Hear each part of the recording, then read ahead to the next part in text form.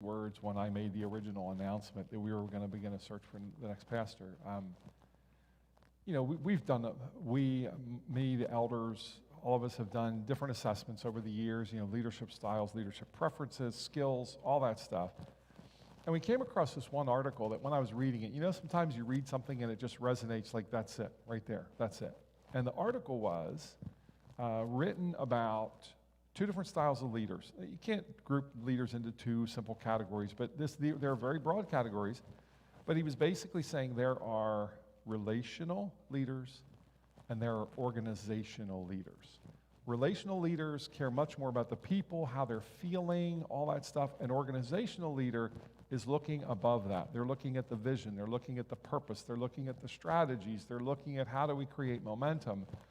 And these are just a little different words than we've used in the past 10 minutes or so here, but that was incredibly helpful for me in that I am all day long, I am a relational leader, and organizational leadership is not my strength. It's just not. I don't think that's a surprise to any of you. So let me go off script and ask you a question here. I listened to the first interview that the search team conducted with you, and I sat in on the second interview that the search team conducted with you, and you have been very open that, people have said that I am a shepherd. I am a shepherding type. I'm a pastoring type. I'm the relational type. And you've said pretty candidly that that's not really how you're wired, at least not to that degree. But you did share some thoughts, and I'm not asking you for specifics, but you actually, even at the interview stage, had some strategies for how you wanted to address that particular area, like caring and shepherding. If you think Mike is not relational, that would be incorrect. Mike is very relational, but it's not really your leadership style. I hope that's helpful. That's not really your leadership style, but you're very easy to talk to, you're very relational. I'll stop talking now and let you answer the question. Yeah. Your strategy for addressing that. The pastoring part, the shepherding part of ministry. Yeah. So I am, if you know me, I am very relational. I am an extrovert. I love having conversation. I love hanging out. I guess when it comes to my leadership style, I try not to, or I don't, or whatever, take just those personal things and bring my emotions in, and that's what dictates the way we go and all that. I don't know, but I am very relational, and I love hanging out with people. I love building relationships.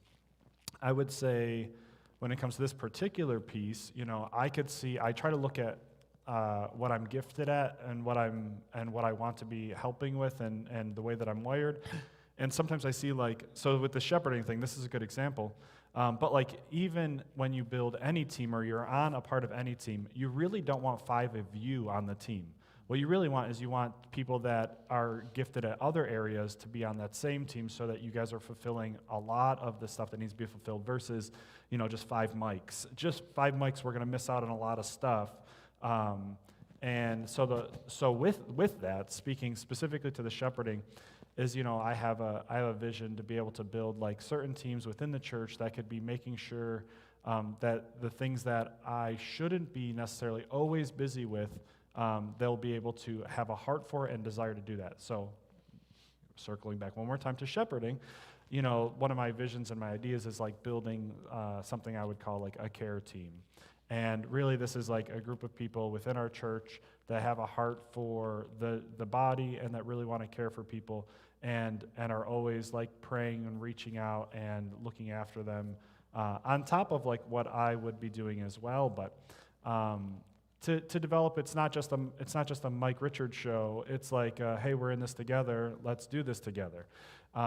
And so anything that I feel like I would get drained at doing, or that would not be fulfilling for me over a long period of time, or that I wouldn't be excited about on a day-to-day basis, I'm trying to find people that are excited and that would get life out of that and that would love to be a part of this sector so that we are thriving, not just surviving, right?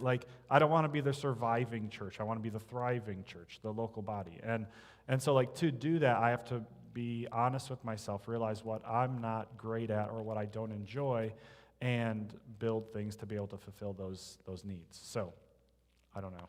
Right, correct.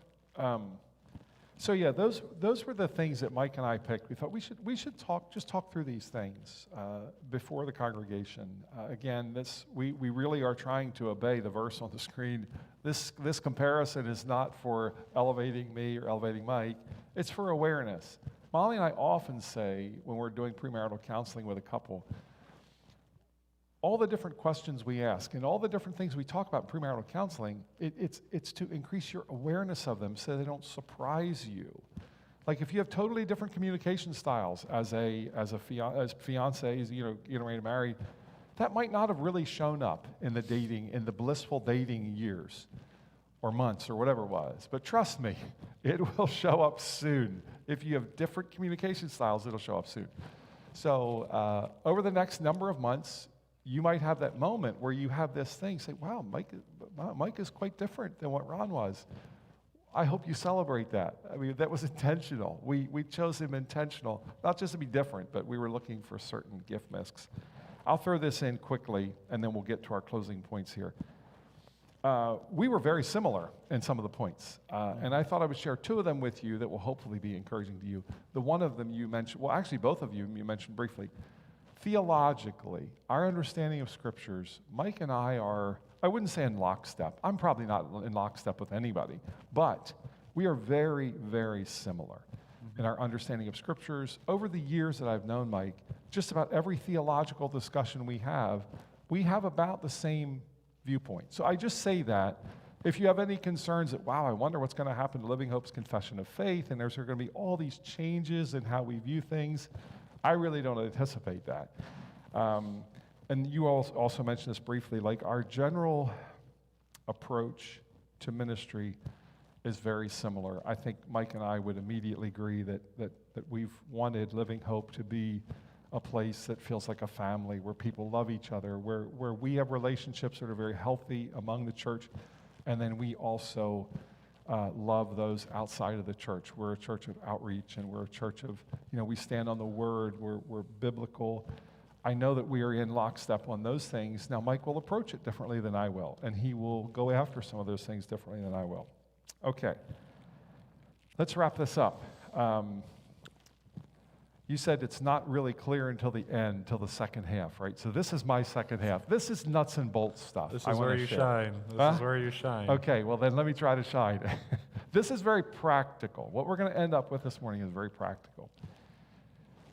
Let's just be candid and about this. Sometimes leadership transfers do not go smoothly. And I would suggest, just to boil it down to a 3-point sermon, Mike has a role to play in this transfer to make sure that it goes smoothly. Or there could be issues on Mike's end. There could be issues on my end as the outgoing pastor that could cause difficulties.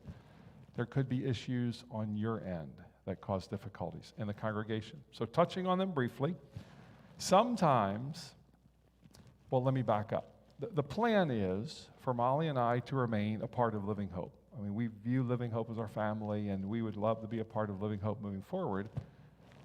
It's a little tricky, though.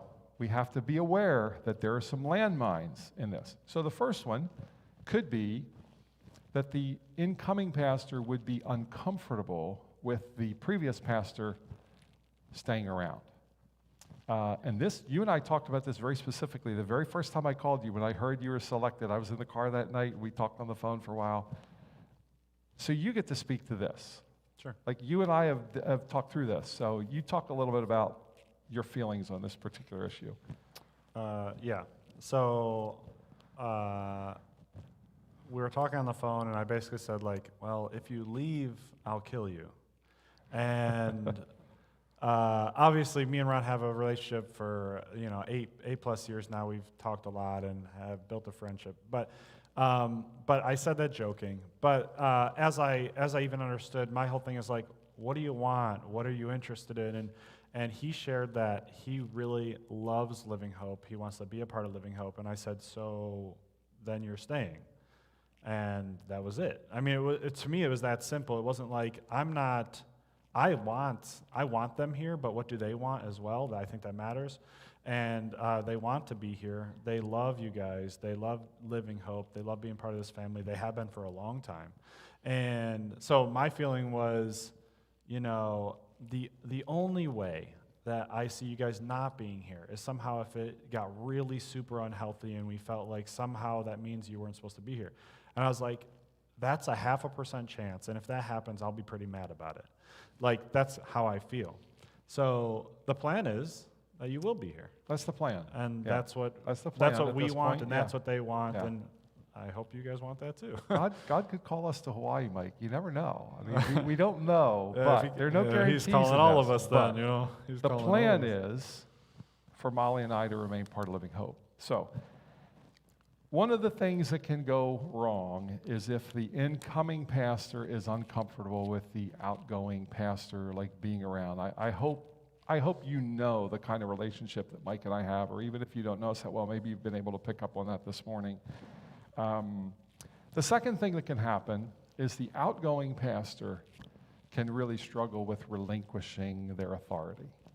It can be a struggle for them. It can be a challenge for them. It can be a loss. It can be this thing that they're really grieving. Well, I don't have the influence I used to have. I think those of you who know me probably know that's not an issue for me. And look, I don't know what I'm going to feel like next Monday. I really don't know. But to me, well, just as an example, I mean, Mike for a little while now has been meeting with the elders without me, and that's been at my request. I'm like, you guys need to start talking about moving forward. You don't need my voice in that. And can I just be really candid? I hope this doesn't come across wrong, but that has delighted me that I have now been released from that, So I don't think this is going to be a big issue for me, but I've mentioned this before. I'll remind you again. As part of this process, Molly and I will not be seen here on Sunday morning for at least about 3 months. Well, why? Well, part of that is to give Mike room to step into this role and to avoid, I don't really want to be in the room for Mike's first sermon. I just don't think it's healthy. I don't want people looking at me. I wonder how Ron likes this. I wonder how Ron feels. Like, I don't want that. I don't think that's a healthy dynamic. So Molly and I kind of taking a little break for a number of months is going to help you, I think, with a visual transition. You won't see me over there. And it will help me with this separation from my position of authority. Like, yeah, I'm not there. No one's calling me for answers. I'm not dealing with people. So that's what we plan to do in our attempt to help this. That's why we're doing it. We have no plans of leaving Living Hope. We're not taking a break to find another church. The plan is for us to be a part of Living Hope moving forward. But we think this, like I say, at least about a 3-month time. We'll see. We're not making any absolute guarantees. But about that, we will be away. And then when we return, our desire is to be a part of the congregation, praying for Mike, supporting Mike, encouraging Mike and the elders in whatever God's doing. So that's Mike's part, that's my part. Now you have a part to play in this. I have to make a request of you, and this is very important because this can make things go sideways quickly for you here, for you at home. When Molly and I return from our break, please, you cannot approach me and ask my opinion about something that Mike or the elders are doing. You can't do that. That's unhealthy. You say, well, why? That's just that it might be very innocent, and some people even do it unknowingly. But one of the things I am relinquishing or laying down when I step out of this position is I am relinquishing the right or the authority to speak into leadership matters and leadership decisions because I'm the former leader. I'm relinquishing that more than anybody else, and I'm not negative about that. That's just the way it has to be. So I will do my best to remind you. If you come up to me 6 months from now and say, hey, the youth group is like totally redesigned now, and how do you feel about that? I'm going to rehearse my answer to be, we're not allowed to talk about that. That doesn't mean I'm negative about it. It's just I don't want to be put in an awkward position where people could read that, well, Ron doesn't like this, so maybe it's bad or something, you know. Does that make sense? I hope that makes sense. I've seen this work out a number of times as I've observed leadership transitions in other churches. And I've had a lot of discussions with myself over the years and with other people what a healthy transition would look like. So we all have work to do to make this work smoothly, and I know that we want it to work smoothly. We want it to be healthy. We want God to be glorified through this, for Living Hope to be strengthened and keep moving forward. So that's the end of our list. So anything you want to say yet at the end before we let everybody go?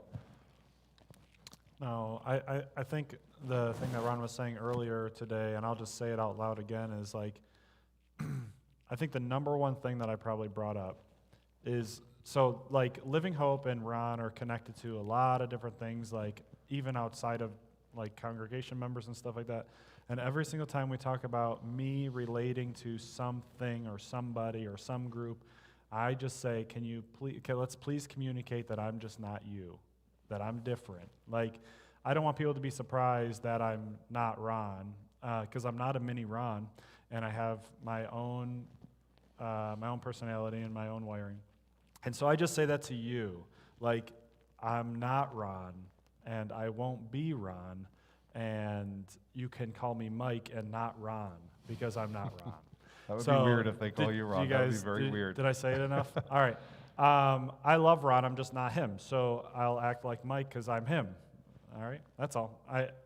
That's something I've been to continue to communicate, because we're just different. And so don't have expectations like you would on Ron on me, especially personality-wise. I just thought of two practical things that I can tell by the way some people talk to me that I have not made this clear enough. I'm not old enough to retire, people, okay? I'm not retirement age. I'm old, but I'm not that old. I will be going back to work with the company that I worked with for many years in designing sprinkler systems. That was my previous life as an engineering work. And so that's what I'll be doing vocationally. So I will be in the workforce, I'll be in the marketplace working. So that's what I'll be doing. I'll be phasing back into that after next Sunday, slowly, not immediately. The other thing, we don't know what all of this works out, but many of you are aware that I have been involved in our ministries in Arbor Park. I've been pretty significantly involved in a number of those things, and I will likely continue in some of them. Many of you know that's really my heart. I really love some of the things being involved in some of the things we're doing there. And so Mike and Claudia are very interested in that ministry as well, and we're early in some of these discussions, but I'm not dropping that immediately or assuming that Mike picks up everything I'm doing. We're still working through that, but I will likely continue to be involved in some of the things that I have started or been involved in at Arbor Park. We don't feel that's going to create any confusion in the body about a leadership transfer. So yeah, and practical. And we talked about that too. Like, everything that Ron is doing isn't everything I'm going to be doing. Right. So we're figuring out all those things. Like, number one priority is we don't want people to get dropped. And so we're trying to resolve anything that, Ron is doing that I'm not going to pick up because it's just not what I feel like we're called to do or I'm called to do or something like that. So just so you know, there's even that where we're trying to work that out, because my number one goal has always been like, don't drop people. I don't like that. And sometimes, certain ministries will probably not happen anymore. New ministries may happen, and some of that stuff will happen. That's natural with any leader change at any time. But I'm just saying it for us, like we've already discussed that some of that stuff will actually happen. So, yeah. So next Sunday will be maybe feel a little more formal than this. Our overseer will be here and laying hands on Mike and praying for Mike. We'll both be sharing some next Sunday. But we really wanted to spend this time just talking about some practical stuff of leadership transfer, things I've learned about it, things Mike sees about it, and just talking about some of this. So we really want this to be healthy. We really want this to be a time where Living Hope says, yes, that was a good leadership transition and we're moving forward. So yeah, that's pretty much it. Hopefully it's warm enough outside that, I don't know if you encountered ice on the way in or not, but hopefully that's taken care of by now. And we're really looking forward to next Sunday. So I think that's it. So why don't you pray to close us out here, Sure. and then you'll be dismissed.